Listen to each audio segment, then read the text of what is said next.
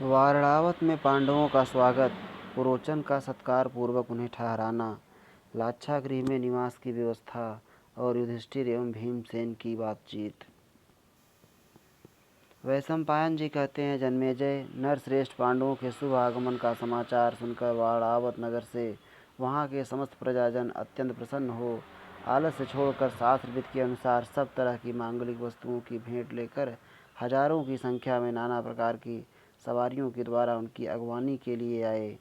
कुंती कुमारों के निकट पहुंचकर वारणावत के सब लोग उनकी जय जयकार करते और आशीर्वाद देते हुए चारों ओर से घेर कर खड़े हो गए।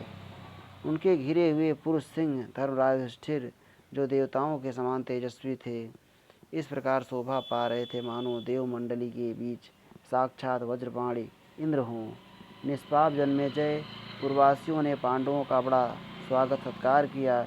फिर पांडवों ने भी नागरिकों को आदरपूर्वक अपनाकर जन समुदाय से भरे हुए सजे सजाए वारणावत नगर में प्रवेश किया। राजन, नगर में प्रवेश करके वीर पांडव सबसे पहले शीघ्रतापूर्वक स्वधर्मपरायण ब्राह्मणों के घरों में गए। तत्पश्चात वे नरश्रेष्ठ कुंती कुमार नगर के अधिकारी क्षत्रियों के यहाँ गए। इसी प्रकार वे क्रमशः वैश्यों और शूद्रों के घरों पर भी उपस्थित हुए।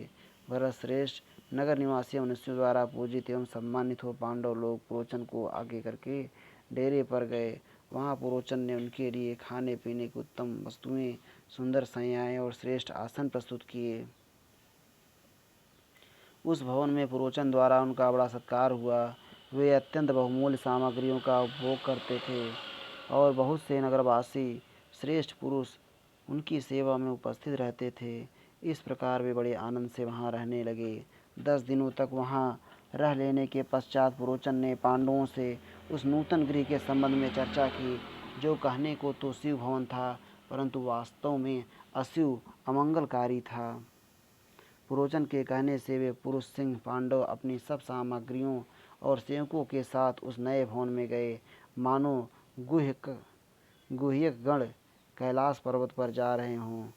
उस घर को अच्छी तरह देखकर समस्त धर्मात्माओं में श्रेष्ठ युधिष्ठिर ने भीमसेन से कहा, भाई, यह भवन तो आग भड़काने वाली वस्तुओं से बना जान पड़ता है।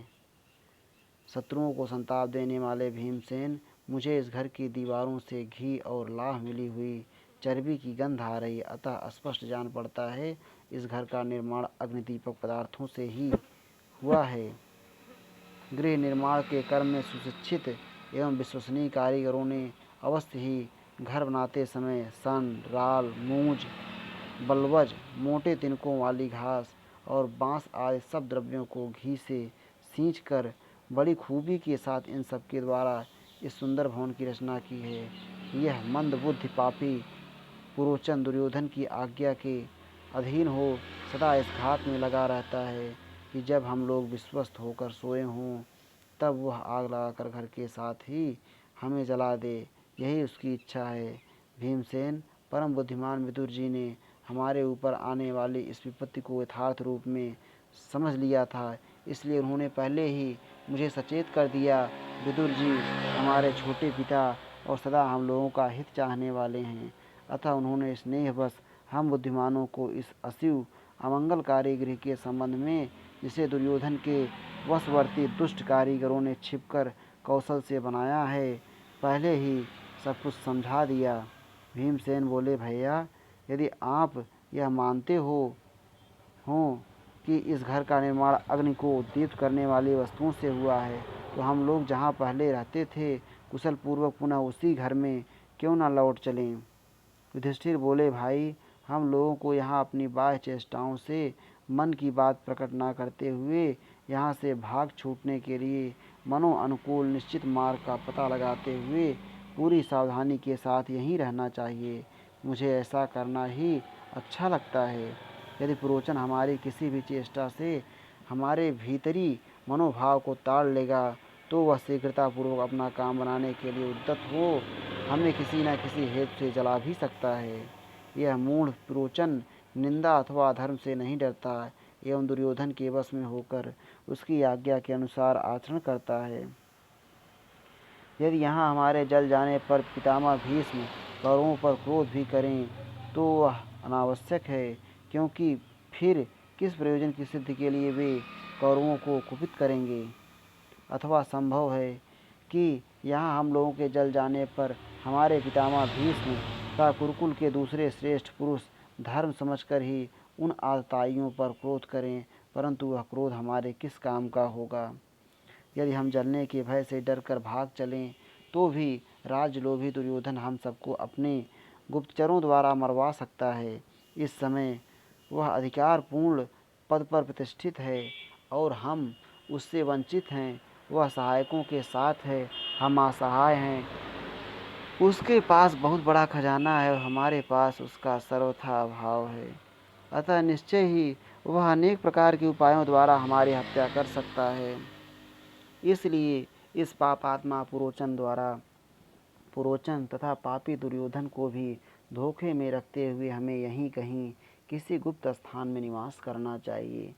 हम सब मृगया में रत रहकर यहाँ की भूमि पर सब ओर विचरें।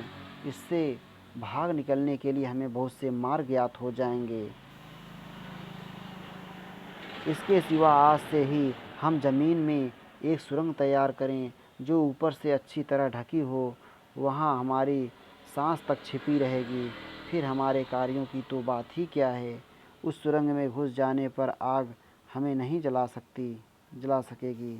हमें आलस्य छोड़कर इस प्रकार कार्य करना चाहिए जिससे यहाँ रहते हुए भी हमारे संबंध में पुरोचन को कुछ भी ज्ञात ना हो सके और किसी पूर्ववासी को भी हमारी कानो कान का खबर ना हो। इस श्री महाभारते आदि पर्वणि जतुगृह पर्वणि भीमसेन युधिष्ठिर संवादे पंचचत्वारिंशद अधिकशततमो अध्याय। इस प्रकार श्री महाभारत आदि पर्व के अंतर्गत जतुगृह पर्व में भीमसेन युधिष्ठिर संवाद विषयक 145वां अध्याय पूरा हुआ। श्री राधा वल्लभ लाल की जय।